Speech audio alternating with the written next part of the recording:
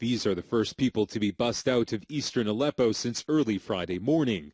Cold and tired, carrying what little they have left, they greeted each other as they arrived at Al-Rashidin, a town in the Aleppo countryside that is still in rebel hands.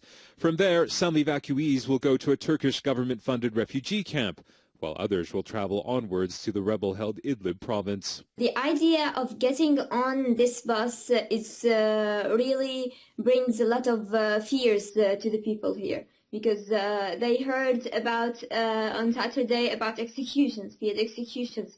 They heard about that Iranians forced some men to get out of the buses. On Sunday, there were concerns that the evacuation deal negotiated by Russia and Turkey, supported by Iran, the Syrian government, and rebel groups, could collapse after these buses were set on fire. They were empty and headed to the pro-government villages of Kafraya and Fuar, which are surrounded by rebels. The deal ties together several evacuation plans, and not all the warring parties are on board. Some of the fools and ignorant people whom we suspect are affiliated with the regime or to ISIL were trying to create chaos to stop the truce. So they burnt the buses, but with God's will our fighters have been made aware of the situation, and now people can be evacuated from Kafraya and Fua. Although evacuations in eastern Aleppo have restarted, many thousands remain. And any further setbacks means more misery for those trapped in the former rebel-controlled area.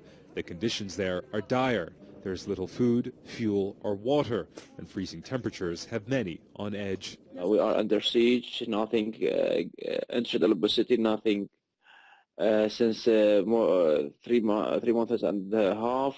No food, no medical supplies, nothing. We're just surviving now. We're just staying alive.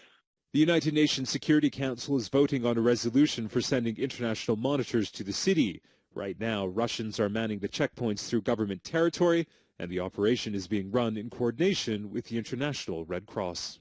The chaos surrounding the evacuations reflects the complexities of Syria's civil wars. There are so many competing foreign interests and armed groups on the ground that it's often difficult to see tangible results on the ground, even when most sides agree. Still, after days of delays, evacuations in eastern Aleppo have resumed. But for those who remain, they fear that it could be stopped at any time. Imtiaz Taib, Al Jazeera, Gaziantep, on the Turkish-Syrian border.